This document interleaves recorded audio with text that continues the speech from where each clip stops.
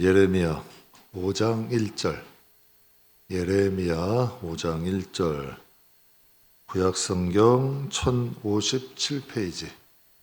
1057페이지. 예레미야 5장 1절입니다.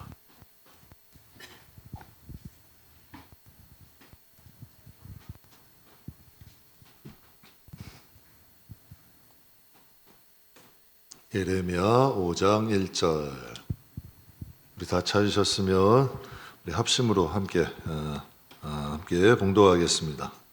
너희는 예루살렘 거리로 빨리 다니며 그 넓은 거리에서 찾아보고 알라. 너희가 만일 정의를 행하며 진리를 구하는 자를 한 사람이라도 찾으면 내가 이 성읍을 용서하리라. 아멘. 아멘. 이 말씀은 참 이해가 안 되죠. 이해가 안 되죠. 지금 예루살렘이면 이스라엘 중심부인데 하나님을 위해서 정의를 행하며 진리를 구하는 한 사람이 없다. 근데 제가 목회를 해보니까요, 악한 음성이 커지면 선이 잠잠해지더라고요. 그냥 묵인해버리고 좋은 게 좋은 거야. 그냥 잘못된 방향으로 흘러가는데도 거기에 대해서 한마디도 못하는 거야. 이게 여러분 그런 실정이. 왜? 제사장, 왕들이 타락했어. 백성들이 거기에 대해서 루터처럼 못 일어나. 바른 말을 못해. 그냥 묵인돼 버리는 거예요. 정말 하나님의 진리를 잡고 진리를 구하고 나에게 좀 불이익이 있다 할지라도 거기에 대해서 하나님의 뜻을 찾으러 가는 그 사람들이 한 사람이 없다는 거예요. 내가 좀 불이익을 겪어도, 내가 좀 어려움을 겪어도 이것의 악에 대해서 잘못된 건 잘못됐다고 얘기할 수 있어야 되는 거 아니에요. 그런 시대가 아니라는 거예요.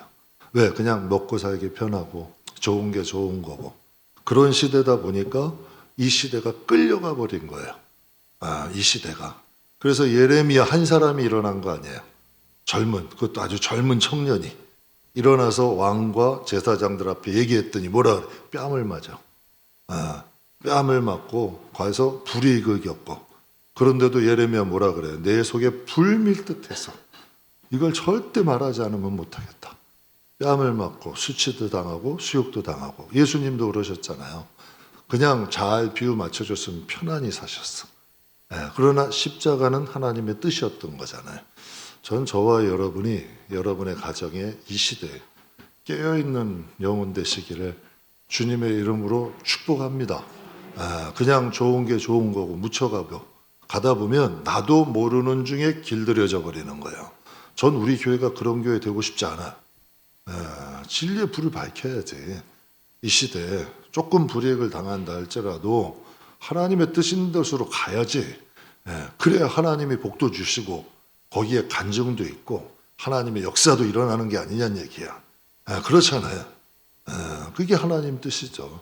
전 우리 교회 그렇게 해서 복을 받았다고 생각을 해요. 전 저와 여러분들이 하나님 앞에 좀 세상에서는 큰 소리 치면서 하나님 앞에서는 여러분은 이런 사람이 아니라 정말 하나님 앞에서도 진리를 구하고 정의롭게 나갈 줄 아는 그런 믿음의 사람들이 되시기를 주님의 이름으로 축복합니다. 그래서 오늘 여러분과 함께 예배자가 있는 곳엔 하나님도 그곳에 어떻게 하신다? 계신다. 예배자가 있는 곳엔 하나님도 계신다. 2008년이죠. 중국 베이징 올림픽 역대 최대 규모의 개막식으로 유명해요. 역대 최대 규모예요. 우리나라가 2018년에 동계올림픽 열렸는데 우리나라에 7배가 넘는 예산을 들여서 성대하게 치렀어요. 당시 중국은 올림픽 치르려고 정말 많은 경기장 으리으리하게 멋있게 지었어요. 올림픽이 끝나고 10년이 지났어요. 한 기자가 궁금증이 들었어요. 품었어요. 야, 그때 그 품었던, 그 지었던 그 으리으리한 경기장 지금은 어떻게 됐을까? 기자가 10년 만에 찾은 경기장은 충격적이었어요. 주 경기장을 제외하고는 거의 폐허 수준이었대. 10년 만에. 단 10년 만에 그 아름답고 멋있고 웅장하고 이런 경기장이 10년 만에 폐허가 된 거예요. 아름다운 호수는 물이 썩어가고 관중석에선 잡초가 피어나고 경기장 간판만 없었다면 그 당시 그 화려하고 멋있었던 경기장이라고는 생각도 못할 정도였다는 거예요. 네덜란드 아넴시에 가면 90년 전통의 교회가 있어요. 역사가 깊은 곳이에요. 근데 몇 년 전에 그 교회가 스케이트보드 연습장으로 개조가 됐어요. 이유가 뭐냐면 텅텅 비어두는 것보다 스케이트보드라도 아이들이 와서 타게 하는 것이 낫지 않냐, 이렇게 판단을 내린 거예요. 그래서 교회가 90년이 난 전통 있는 교회를 지켜줄 사람이 없는 거야. 90년. 그러니까 여러분 그것이 스케이트보드장이 됐어요. 뿐만 아니라 여러분도 잘 아시다시피 지금 유럽은 빠른 속도로 교회가 없어져 가요. 정말 중세교회 그 화려한 것은 다 박물관이 되고 예배가 드려지질 않아. 회심하는 사람이 없어. 입장료를 받고 여러분 많은 사람들이 관광을 해. 근데 거기에 성령이 임하진 않아. 회심의 역사가 없어. 회개의 역사도 없어. 그곳을 통하여 천국 가는 사람은 없는 거야. 그냥 박물관이 돼버린 거야. 돈 받고 박물관. 그냥 예술작품 구경하는 데가 되는 거죠. 우리나라의 한 지방의 한 교회, 대형 교회가 운영난을 겪었어요. 그래가지고 경매에 넘어간 거예요. 그래가지고 그게 이제 그것을 이제 인테리어 해가지고 대형 카페가 돼버렸어요. 근데 아이러니하잖아요. 큰 교회였을 때는 찾는 사람이 아무도 없었어요. 근데 대형 카페로 딱 개조를 해놓자마자 주말이 되면 인산인하야. 주차할 곳이 없는 핫플레이스가 돼버렸어요. 참 아이러니하잖아요. 여러분 생각해 보세요. 왜 그토록 어마어마한 돈을 들였던 경기장들 왜 폐허가 됐을까? 90년이나 전통이 있는 교회가 왜 스케이트보드장이 됐을까? 왜 지방교회는 카페로 개조돼야 됐을까? 공통점은 하나야. 사람이 찾질 않는 거예요. 사람이 찾질 않으면 대형 여러분 아무리 돈을 많이 들였던 큰 경기장도 폐허가 되는 거고 90년 전통이 있어도 스케이트보드장 되는 거고 아무리 여러분 큰 대형 교회도 카페로 개조될 수밖에 없는 거죠. 여러분 잘 아시는 분당 우리 교회 이찬수 목사님이 3년 전이죠. 예장 합동 목사님들이 용인에 있는 한 대형 교회에 모였어요. 그곳에서 이제 설교를 이찬수 목사님이 부탁을 받은 거예요. 근데 설교 중에 이찬수 목사님 이런 말씀하신 거예요. 내가 이곳에 와. 그분은 이제 학교 강당 빌려가지고 예배하시잖아요. 그 큰 용인에 아주 큰 교회야. 유명한 교회예요. 그래서 딱 설교가 이렇게 말씀을 내가 이곳에 와 보니까 얼마나 많은 분들이 헌신하고 수고했으면 이 아름다운 교회를 건축했을까. 저는 그 헌신과 그 아름다운 희생, 수고에 정말 대단하다는 생각이 듭니다. 그러나 이 교회가 은혜가 충만하면 그리고 또 얼마나 은혜가 충만하면 이런 교회를 지을 수 있을 정도로 희생하고 헌신했을까. 그런데 이런 생각이 듭니다 하면서 50년 이후에 이 교회의 성도들이 채워지지 않으면 이곳이 어떻게 될까요? 이거 굉장히 그 당시에 논란이 많았어요. 논란이 많았어요. 왜 남의 교회 가서 그런 설교하냐?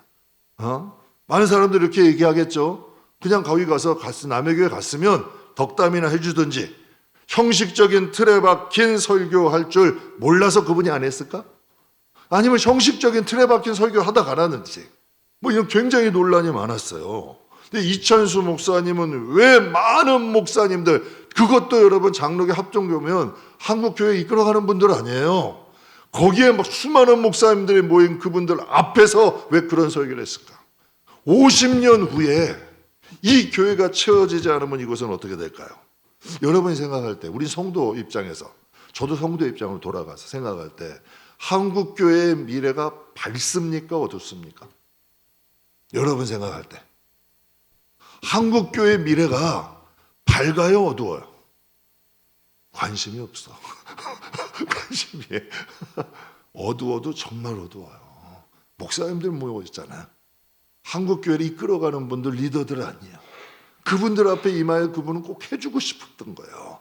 이 설교를 꼭 해야 되겠다고 느낀 거예요. 사명감이겠죠. 50년 이후에 한국교회가 유럽교회의 전철을 따라가는 것이 아닌가 두려운 거예요. 그래서 많은 분들 깨어있는 분들에게는 다시 한번 돌아가기 위한 선지자적인 거고 선견자적인 거예요. 선지자는 다른 게 아니고 선견자는 다른 게 아니에요. 여러분의 미래, 여러분의 앞으로의 장래를 조금 내다보는 거예요. 신앙 안에서. 신앙 안에서 우리의 가정, 신앙 안에서 내 영혼, 신앙 안에서 우리의 교회 앞날을 예배 보는 것, 좀 앞에를 예비해서 보는 것. 이게 선지자고 이게 선견자적 시작 아니에요. 이 시대의 가장 큰 문제가 뭘까요? 이 시대의 가장 큰 문제 경제일까요? 정치적인 문제일까요? AI로 인한 취업난? 도덕적 타락? 인구 절벽? 환경 문제? 모르는 거 아니죠? 이게 지금 이 시대 사회에서는 가장 문제되는 거예요. 경제 어렵고 정치도 혼란스럽고 AI로 인해 취업난도 어려워질 거예요. 도덕적으로 다 타락해가 인구가 절벽이야. 아주 심각해. 환경 문제 심각한 거야. 여러분 모르는 거 아니야. 그럼 신앙적인 면에서도 봐야 될 거 아니야. 우리는 여기 세상이 전부가 아니잖아. 우리 천국 갈 사람들 아니에요. 영적으로 가장 문제는 뭘까요? 예배자가 사라지는 거예요. 교회는 나오되 예배자가 돼야 돼. 예배자. 정말 어떤 환경에서도 기도할 수 있는 사람, 어떤 환경에도 하나님 예배할 수 있는 사람, 어떤 환경에도 그리스도인으로 살아남을 수 있는 사람, 정말 이런 사람을 하나님이 예배자잖아요. 스스로 하나님 앞에 예배할 수 있는 사람. 한 지인이 필리핀 교회 영상 보내고 왔어요. 정말 젊은 청년들이에요. 10대 후반, 20대 초반, 무더위인데 에어컨도 없어요.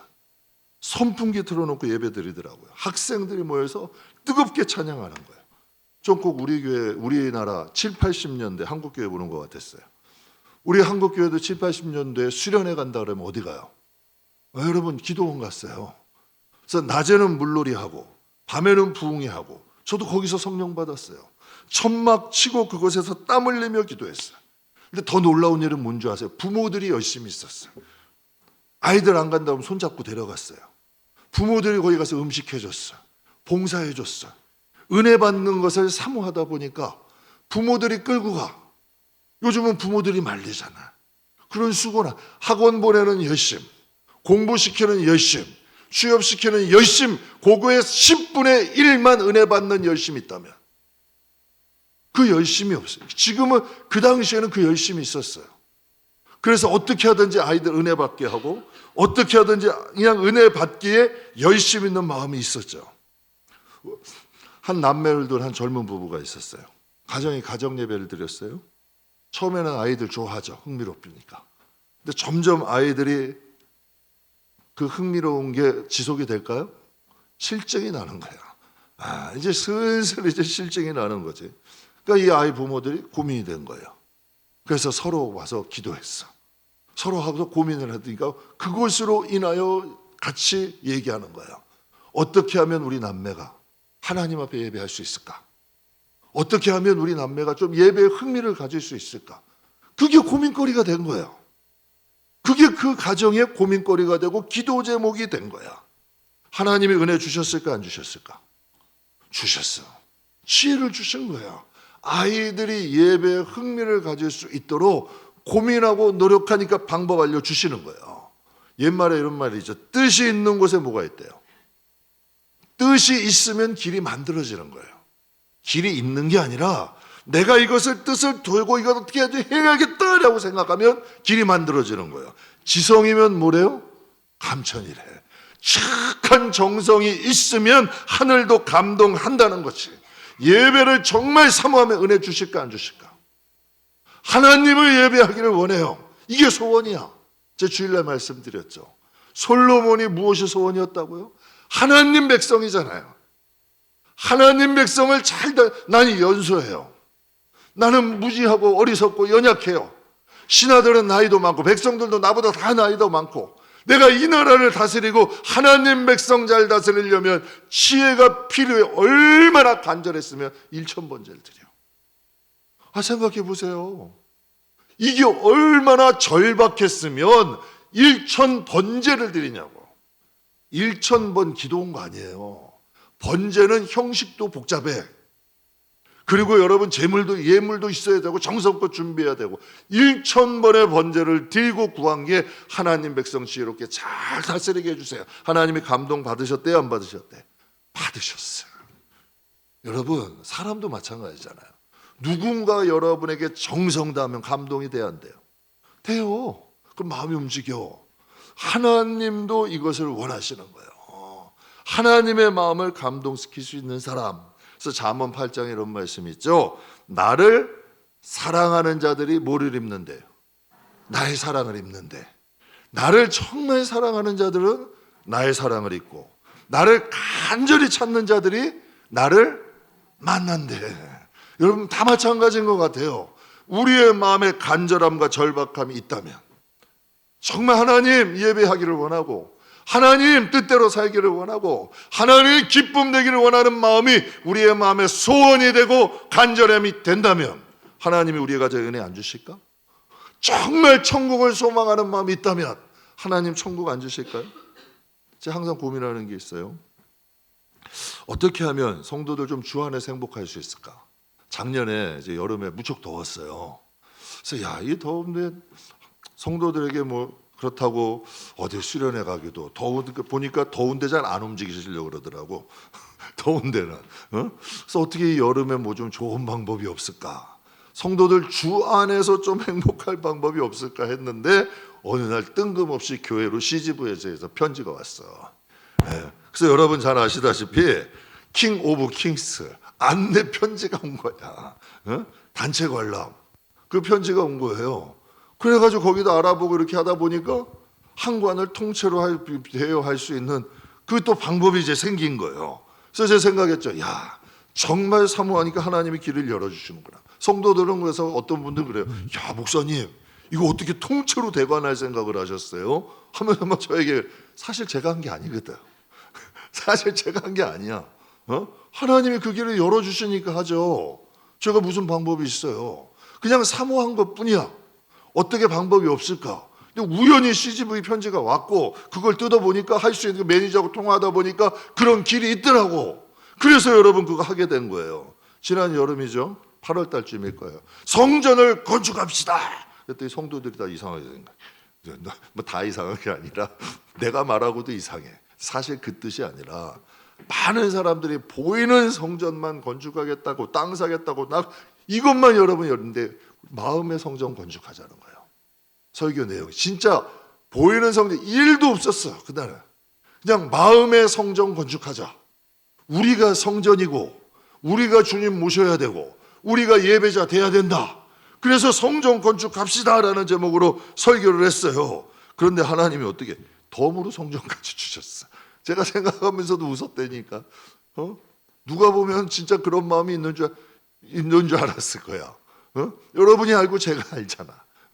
그냥 여러분 진짜 마음의 성전 하나님 앞에 건축하고 하나님이 함께 하시고 하나님을 예배할 수 있는 성전 되자는 마음을 먹고 하나님 앞에 좀 예배자가 각자가 되자. 하나님이 임재하시고 주님 모신 마음 되자라는 마음을 먹었더니 하나님이 성도들이 예배할 수 있는 성전, 이 아름다운 성전도 덤으로 주시더라는 거예요. 정말 여러분, 우리가 하나님을 위해서 고민을 하면 하나님이 우리가 원하는 건 덤으로 주신다니까. 정말 하나님의 마음에 감동이 되고 하나님의 마음에 진심으로 하나님이 원하는 예배자가 되기를 소원하면 하나님은 우리가 원하는 것을 아시는 줄 믿습니다. 본문 말씀에 제가 참 이해가 되질 않았어요. 너희는 거리 예루살렘이야. 이스라엘의 중심 아니에요. 거리를 빨리 다니며 그 거리에서 찾아보래요. 뭘 찾아볼까? 여러분 뭘 찾아보라는 거예요? 너희가 빨리 고민하면서 찾아보면 넓은 거리에서 찾아보고 만일 정의를 행하며 진리를 구하는 자 몇 사람? 한 사람이래. 한 사람. 성경이 거짓말하진 않을 거 아니에요. 성경이 거짓말하진 않을 거 아니에요. 진리를 구하는 자 한 사람이라도 찾으면 내가 이 성읍을 어떻게 하겠다? 용서한대. 그것도 이스라엘 예루살렘에서. 그러니까 이 당시 예레미야 시대에 이스라엘 백성의 뭐예요? 영적인 현실이라는 거예요. 현실이라는 거예요. 근데 제가 목회하면서 이게 조금은 이해가 되더라고. 제가 이제 개척을 하잖아요. 하면서 이해가 조금 되는 거예요. 조금만 방심하면 교회 분위기는 여러분 금방 넘어가. 은혜의 분위기에서 돛대기 시작되는 거는 한순간이야. 한순간이라니까. 저 엘리베사 장구부터 조금만 방심하면 금방 여러분 교회는 물들어가는 거예요. 선은 어때요? 선을 퍼뜨리기는 힘들어요, 어려워요? 힘들어요, 쉬워요? 정말 어려워. 근데 악이 퍼지는 건 순식간이더라니까. 잘못된 습관들이 퍼지는 건 순식간이야.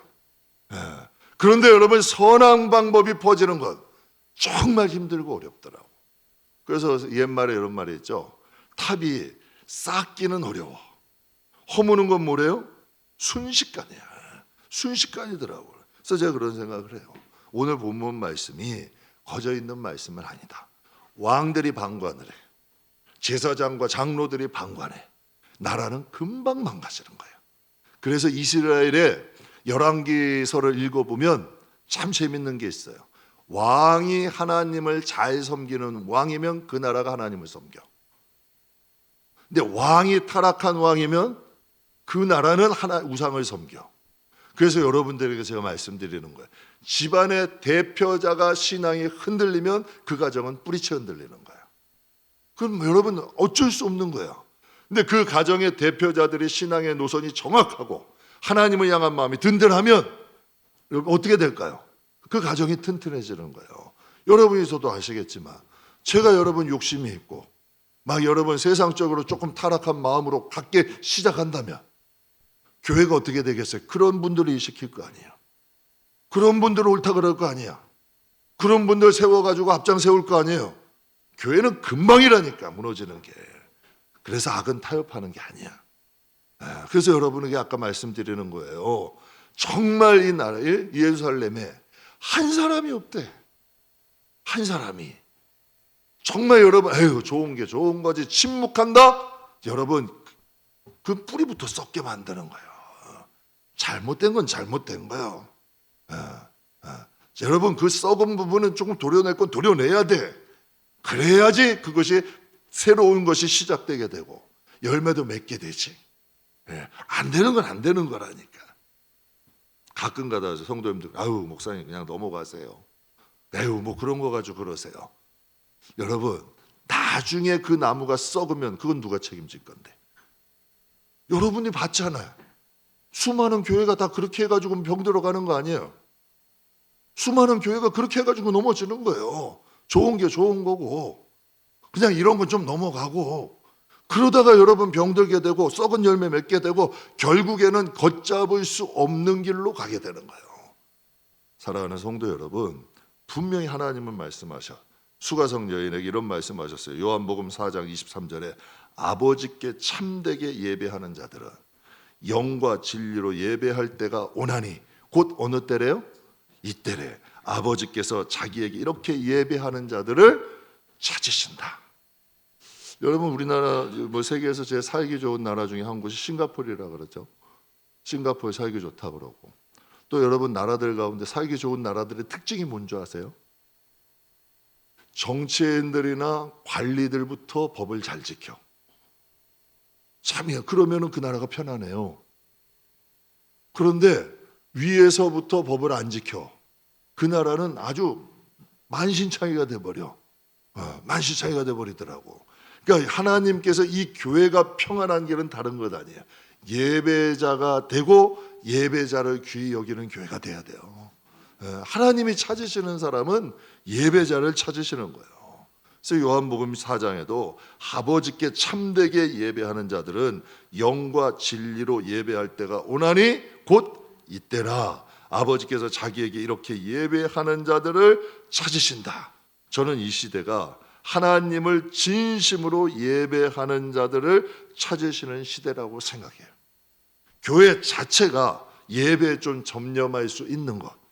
여러분, 요즘처럼 세상에 재밌는 거 많은 데가 어디 있어요? 먹을 것도 많고 놀러 갈 때도 많고 정말 여러분 하려면 즐길 게 얼마나 많아. 교회는 예배에 전념해야 돼요. 하나님을 예배하는 본질에 집중하고 예배를 기뻐할 수 있는 영혼만 되면 세상에 나가서도 편안해. 세상에 나가서도 편안하다는 거예요.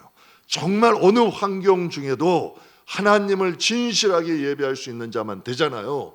반드시 하나님이 영혼이 잘된 같이 범사 잘되게 하신다니까. 제가 지금도 여러분 많은 성도들 가정 봐요. 잘됐다 그러는데 예배 소홀히해. 분명히 순간 어려워진다니까. 그런데 예배자로서의 내 삶, 어느 곳을 가든지 직장에 있든 가정에 있든 항상 예배자로서의 삶을 지킬 줄 아는 사람은 하나님께서 그 삶 가운데도 평안을 주신다니까. 한 번 예배가 무너져가면 다시 세우는 게 쉽지가 않아요. 그러니까 하나님이 원하시는 것, 하나님이 찾으시는 사람은 예배자라는 거지. 우리 교회 검단에서 출석하시는 분이 계세요. 검단에서 출석하시는 분이 계시는데 금요일 날 좀 바쁜 일정이 있어가지고 이곳까지 못 오시니까 근처 교회로 가셨대요. 금요일 날 상가 한 층을 다 예배드리는 큰, 그래도 상가 한 층을 다 예배드릴 정도면 그래도 제법 큰 교회인 거예요. 근데 갔더니 금요 예배를 안 드리더래. 그래서 물어봤대요. 사정을 물어봤더니 코로나 이후에 성도들이 모이지 않아서 금요 예배를 드리지 않기로 했다는 거예요. 근데 우리 교회 같은 경우도 코로나 초기 때 주중 예배 참석자들이 확 줄더라고. 금요 예배에 10분도 안 나오시는 거예요. 10분도 안 나오시는 거예요. 그래서 임 목사님이 상의했어요. 시기고 또 주변에서 눈치도 주고 자중하라고 하는데 수요 예배만 드리고 금요 예배는 쉬면 어떻겠냐. 그랬더니 임 목사님은 어렸을 때부터 예배 드리는 게 습관이야. 그럼 그렇게 하세요. 목사님 결정하시면 그렇게 하세요. 그 대신에 전 금요 예배는 어디 가서라도 드리고 와야겠어요. 그런 게 은근히 협박이죠. 뭐 이렇게 화낸 것도 아니에요. 자기는 금요 예배 드리는 교회 찾아가서 예배 드리고 오겠다는 거예요. 그래서 제가 그런 생각이 들었어요. 야, 예배를 그래도 이 어려운 가운데도 사모하는 분들이 계시는구나. 그런 생각해요. 지금은 만약에 그때 우리 교회도 그 검단 교회처럼 예배를 쉬기 시작했다면 지금 우리 교회 모습이 어떻게 됐을까요? 당시에는 좀 편했을 거예요. 사람들에게 주변에 뭐 따가운 눈총을 안 받았겠지. 조금 편했을 거예요. 그런데 이제 3년, 4년 지난 우리 교회의 현실은 어떻게 될까? 여러분 똑같은 거예요. 예배자가 되려면 여러 가지를 포기해야 돼요. 그것이 여러 가지 것이 될 수 있어. 예배자가 되려면 내 삶의 일부분을 드려야 돼. 그냥 예배 앉아 있는 것과 예배자가 되는 건 달라. 그런데 예배자가 되기를 포기하고 내가 뭔가를 선택했다면 그 영혼의 앞으로 5년, 10년 후 장차 천국 가서의 모습은 어떻게 될까? 근데 내가 예배자를 먼저 지키고 내가 예배자가 되는 것이 먼저 다 선택한다면 그 사람이 5년 후와 10년 후 장차 천국 가서의 그의 모습은 어떻게 될까? 전 확신할 수 있어요. 하나님, 우리가 예배를 지키면 하나님은 우리의 삶을 지키신다. 예배라는 건 하나님을 예배하는 거잖아. 하나님을 경배하는 거잖아. 하나님을 높이는 거잖아. 우리가 예배를 지키면 하나님은 그 예배자의 삶을 지키신다는 거죠. 근데 정말 감사한 일이요. 케네디 대통령이 이런 명언을 했어요. 위기라는 것은 위험과 기회 두 가지 의미가 있다. 그래서 위험은 경계하되 그곳에 반드시 기회가 있다. 그래서 위기라는 것은 위험도 될 수 있지만 기회도 될 수 있다. 위험은 경계하고 반드시 그곳에 기회를 찾아라. 근데 정말 위기가 어떻게 됐을까? 기회가 되더라고. 코로나 때 새신자들이 찾아와. 그러니까 예배를 사모하는 사람들이 찾아오는 거예요. 그래서 코로나 때 본당 우리 확장했었잖아. 예배가 진짜 예배를 사모하는 예배자들이 찾아오더라고. 근데 정말 감사한 게 뭐냐면 주중 예배가 살아나더라고. 여러분 요즘 이렇게 수요 예배 드리는 건 많지 않아요. 수요 예배 찬양단 있는 거 웬만한 큰 교회 아니면 수요 예배 찬양단이 어디 있어요. 이게 현실이라니까. 그러니까 하나님이 주중 예배가 살아나더라고. 그러니까 우리 교회 봉사 같은 경우도 다 자원해서 하잖아요. 찬양단이 만들어지고 오히려 예배가 활성화되기 시작하는 거예요. 예배가 살아나니까 교회가 살아. 아까 말씀 90년 된 교회도 우리 교회 한 권사님이 남편이 서울에서 이제 입원을 해 있었어요. 그래서 주중 예배 한 교회를 찾아간 거예요. 서울이니까 중심부니까. 거기서 한 교회를 딱 찾아갔는데 목사님 깜짝 놀랐어요. 주중 예배 갔는데요. 다 머리 허인 노인분만 몇몇 계시는 거예요. 노인분이 나쁘다는 건 아니에요. 근데 노인분들만 거기 그 교회 오래된 교회니까 오래 다닌 분들이 있을 거 아니야. 노인 머리가 허연 노인분들만 몇 분 교회 지키고 계시는 거예요. 깜짝 놀랐대. 근데 이게 지금 여러분 우리 한국교회 현실이 되어가고 있잖아요. 근데 감사한 게 주중 예배를 소중히 여기니까 예배자들이 찾아오더라고. 예배가 목적이 되면 예배자들이 찾아오고요. 예배자가 찾아오면 교회가 살아. 교회는 건물이 아니야. 살아있는 교회들이 모여서 교회를 살리는 거지. 건물된 교회를 잘 지어놨다고 예배자가 스스로 생겨나는 건 아니라는 거예요. 그리고 예배자가 살아나면 성도가 살아.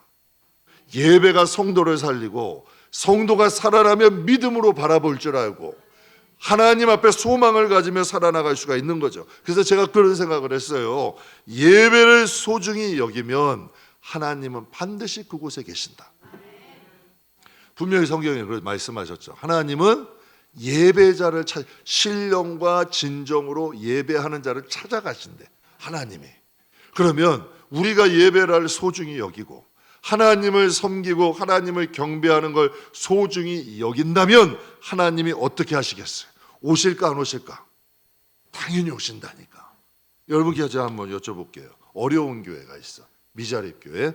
정말 어려운 교회. 개척교회. 미자립 교회야.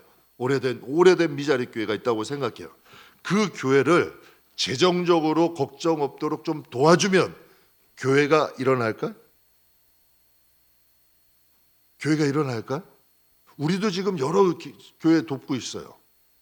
재정적으로만 도와주면 교회가 일어나겠냐는 얘기예요. 단기간은 도움이 돼요.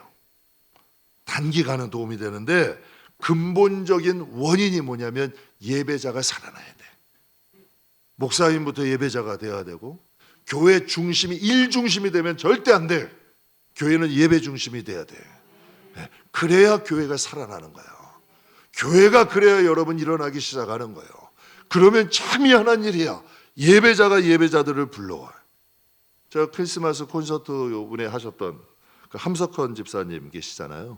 그분이 귀중한 사역하세요. 미자립 교회 가서 이렇게 공연도 해주시고, 이제 특송도 해주시고 이 역할을 하세요.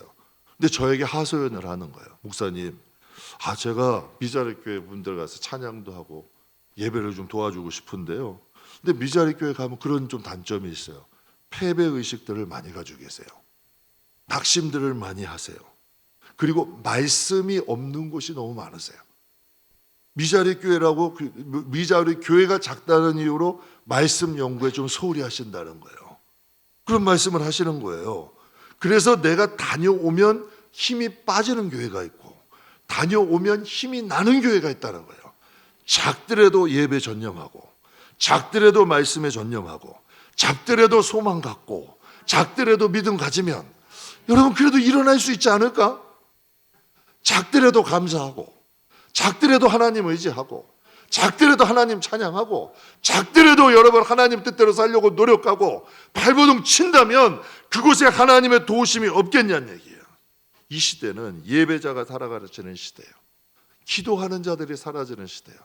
여러분 기도가 없으면 절대로 일어나지 못합니다. 분명히 예수님이 말씀하셨어요. 능력은 기도를 통해 나가는 거예요. 하나님의 역사는 말씀을 통해 이루어지는 거예요. 말씀이 길이요. 그 말씀이 길이 되고 기도가 능력이 되는 거예요. 그래서 제가 올해 그런 표를 정한 거예요. 말씀이 있어야 제대로 된 방향으로 가. 많은 사람들이 여러분 그런 얘기 열정이 먼저예요, 방향이 먼저예요.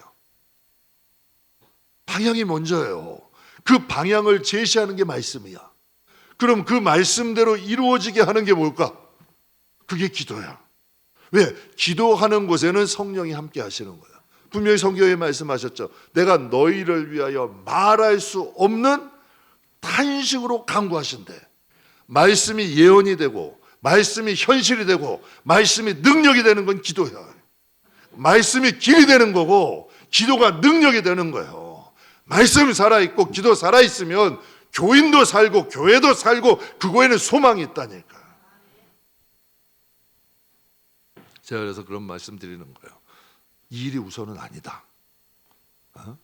연조가 직분이 물론 나쁘다는 거 아니에요. 전 정말 소중히 여겨요. 직분은 천직이야. 연조는 여러분 3대, 4대, 5대 여기서 큰 인물들이 많이 나오잖아. 그런데 그게 먼저는 아니라는 거예요. 말씀과 기도가 능력이 될 때 4대도 빛을 발하는 거예요. 말씀과 기도가 능력이 될 때 직분도 빛을 발하는 거예요. 말씀과 기도가 기초가 될 때 연조가 저력이 되는 거예요. 말씀과 기도는 여러분 없고 능력은 사라졌는데 연조만 남고 직분만 남으면 그 교회는 망하는 교회예요. 망할 수밖에 없다니까. 그러나 말씀과 기도가 기초가 돼서 연조도 세워지고 직분도 세워지고 여러분 이 모든 것들이 기초가 딱 돼버리면 어떻게 될까요? 살아나는 거예요. 소망이 있는 거예요. 이 시대에도 하나님이 역사하는 거죠. 그래서 오늘 본문 말씀은 참 귀중한 말씀이에요. 이 시대는 예배자가 사라지는 시대예요. 이 시대에 하나님 찾으시는 자, 세상적 능력이 많은 사람, 재능이 많은 사람, 일 잘하는 사람 아니다. 여러분 신령과 진정으로 예배할 줄 아는 사람. 예배라는 건 하나님을 경외할 줄 아는 사람이에요. 하나님을 하나님답게 섬기는 길이 뭘까요? 예배예요. 하나님을 하나님답게 섬기는 건 예배야. 예배 안에서 하나가 되는 거고, 예배 안에서 능력이 생기는 거고, 예배 안에서 하나님의 임재가 있는 거고. 그러니까 예배자가 있는 곳엔 하나님도 계신다. 하나님 말씀하셨잖아요. 너가 진짜 하나님을 신령과 진정으로 예배하는 자 있으면 내가 찾아가겠대. 우리 교회에서 정말 하나님을 예배하고 하나님의 영광 받으시고 하나님으로 기뻐하고 하나님만을 섬긴다면 하나님 오신다니까. 하나님이 도와주신다니까. 제가 여러분도 뭐 가정이 있으시고 여러분도 뭐 직장도 있으시고 자녀도 있으시잖아요. 그러면 내가 자녀를 걱정할 수 있는 게 있고 내가 내 인생을 걱정하는 것도 있고 내가 내 가정과 직장을 걱정하는 것도 있어요. 그런데요 참 희한한 게 하나님이 내 가정을 걱정하시고 하나님이 내 인생을 걱정하시고 하나님이 내 자식을 걱정하는 것과 내가 걱정하는 건 차원이 다르더라고. 그리고 방관하는 것과 진짜 하나님께 맡기는 건 달라. 정말 걱정되고 정말 잘 되기를 원하고 그런 마음에 간섭도 하는 거고 잔소리도 하는 거고 못된 소리, 마음 아픈 소리도 하잖아요, 부모들이. 그러나 그 마음이 있지만 정말 하나님을 의지하고 하나님이 도와주실 걸 그런 간절함을 모아서 하나님 앞에 기도한다면 하늘도 감동하는 거예요. 하나님 역사하신다니까요. 그래서 예배자는 하나님만 경배하는 게 아니라 우리 영혼도 살리고 가정도 살고 미래가 사는 거예요. 여러분 저는 여러분께 말씀드린 철저한 계획형 인간이에요. 준비 안 하면 잘 안 해요. 그래서 집안 식구들이 늘 저한테도 그래요. 어디 가면 어느 곳에 가서 무엇을 하고 어떻게 하고 오전에 뭐 하고 오후에 뭐 피곤한 사람이요. 사실은. 그런데 신앙은 그게 아니더라고. 신앙은 그게 아니더라고. 철저히 하나님을 의지하고 가는 거고 하나님의 시각으로 봐야 되고 하나님의 생각으로 생각해야 되고 하나님의 인도하심이 반드시 있어야 되더라고. 그래서 오늘 본문 말씀에 너희는 예루살렘 거리로 빨리 다니며 그 넓은 거리에서 찾아보고 알라. 너희가 만일 정의를 행하며 진리를 구한 자 한 사람이라도 찾으면 내가 이 성읍을 용서하겠다. 보세요. 한 사람이라도 찾으면 이 성읍이라는 건 조금 더 넓은 개념, 이 나라도 용서하겠다는 거예요.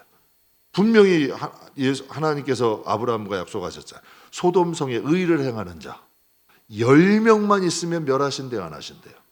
한 성도 안 멸하신대.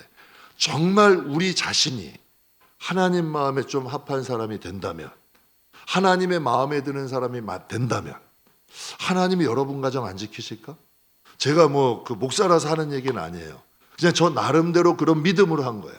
우리 교회는 나만 잘하면 안 망한다. 왜? 자꾸 핑계대고 싶어져. 저 사람 때문에, 저 사람 때문에, 저분 때문에, 이것 때문에, 우리 교회는 이게 없어서, 이게 부족해서 자꾸 핑계대고 싶은 마음이 이 마음에서 찾아와.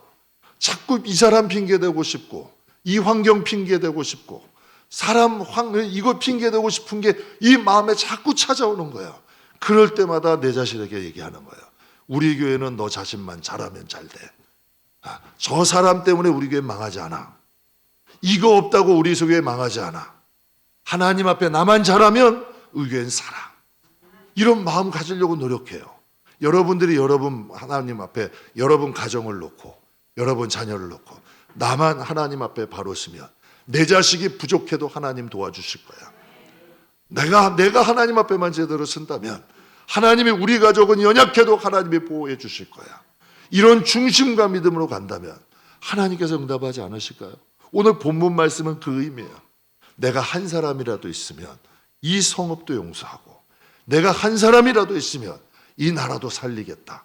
하나님이 우리에게 주시는 말씀 아닐까요? 그럼 하나님이 찾으시는 진짜 한 사람은 누구냐? 예배자예요. 정말 하나님을 진심으로 예배하는 사람, 그 예배자가 있는 곳에 하나님도 계신다. 그래서 꼭 기억하시길 주님의 이름으로 축복합니다. 기도하겠습니다.